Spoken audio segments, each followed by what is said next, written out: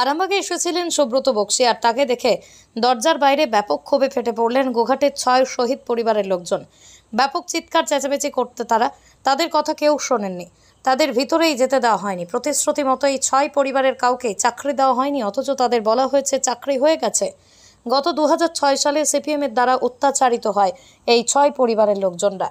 12 বছর ধরে ঘর ছাড়া ছিলেন। বারবার তৃণমূলের ওপর মহলে গিয়েও কোনো সুবিচার পাননি তারা শুনেছিলেন যে শনিবার দুপুরে আরামবাগের রবীন্দ্র ভবনে আসছেন সুব্রত বক্সী, তাই 6 পরিবারের লোকজন সোজা হাজির হয়ে যান, কিন্তু তাদের ঢুকতেই দেওয়া হয়নি, কোনো কথা শুনতে চাননি। সাংবাদিকদের কাছে বলার সময় রামেন্দু সিংহ রায় সাংবাদিকদের সরিয়ে দেন। গোঘাট 2 নম্বর ব্লকের বদনগঞ্জ এলাকার এই 6 শহীদ পরিবারের বসবাস করেন। এদিন ব্যাপক ক্ষোভ প্রকাশ করেন তারা। সুব্রত বক্সীর রুমের সামনে বিক্ষোভ দেখান।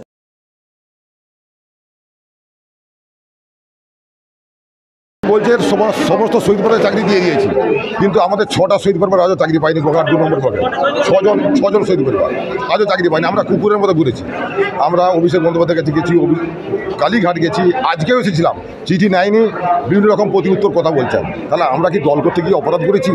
তৃণমূল দলটা করে 12 বছর ঘর ছাড়া দেখে শতাধিক কেস খেয়ে আমাদেরকে বলছে হ্যাঁ চাকরি সব হয়ে গেছে। তাহলে আমাদের চাকরিগুলো গেল কোথায়? আমাদেরকে পুনরায় বলছে আর কালীঘাটে চলুন, 9 তারিখের পর সেখানে গিয়ে আলোচনা হবে, ডিএমের মাধ্যমে আলোচনা হবে, ও তদন্ত করুন। আজকে সায়েন্স সিটিতে আমাদের সমস্ত শহীদ পরিবারের নামগুলো খোদাই করা হয়েছে। আমার বদনগঞ্জ ফুল 11 নম্বর অঞ্চল, গোঘাট 2 নম্বর ব্লকের। আমাদের এখন পর্যন্ত শহীদের চাকরি হয়নি 6 জন, বাকিগুলো সব চাকরি হয়ে গেছে।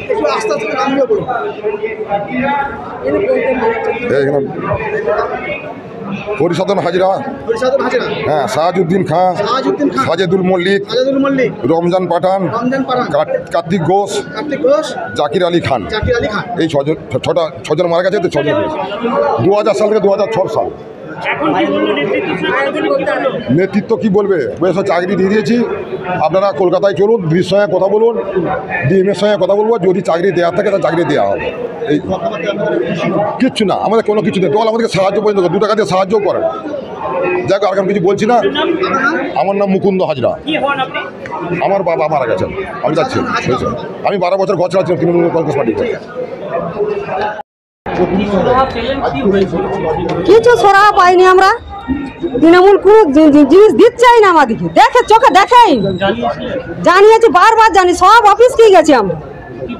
কুকুরের মতন এমপির কাছে যাচ্ছে, হাতে পায়ে যাচ্ছে, কুকুরের মতন পায়ে করে ঝিটকি দিচ্ছে আমাদের।